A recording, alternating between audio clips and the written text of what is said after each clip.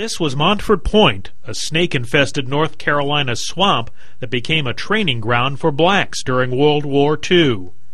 The base was established in 1941 after President Franklin Roosevelt ordered the Marine Corps to accept blacks. But Marines there were still subjected to the racism and segregation that defined that chapter of U.S. history.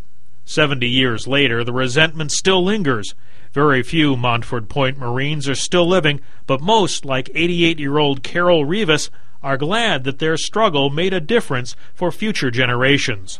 The ones who stayed at Montford Point and went through that was the reason we have people still in the Marine Corps, the reason we have generals in the Marine Corps.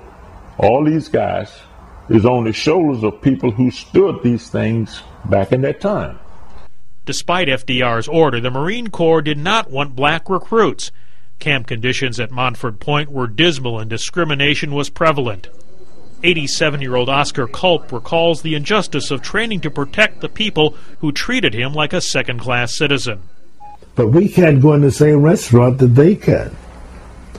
We can't go to the same bathroom.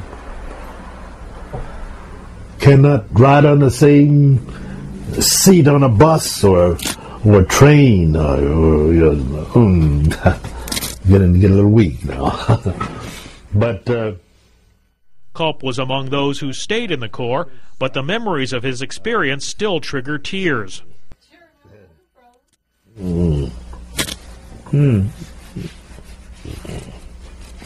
Sometimes I get a little emotion about it. Today, the Marine Corps is rolling out plans to teach all Marines about Montford Point. Congress is expected to vote Tuesday whether to grant the Congressional Gold Medal to the Montford Point Marines. If all of the Montford Point Marines had to go through what they have already gone through again to protect our country, they would. In spite of how they were treated, in spite of conditions, they would do it. Many do not know about the Montford Point Marines and the painful chapter in the Marine Corps' history, but in time they will. Chris Havlick, The Associated Press.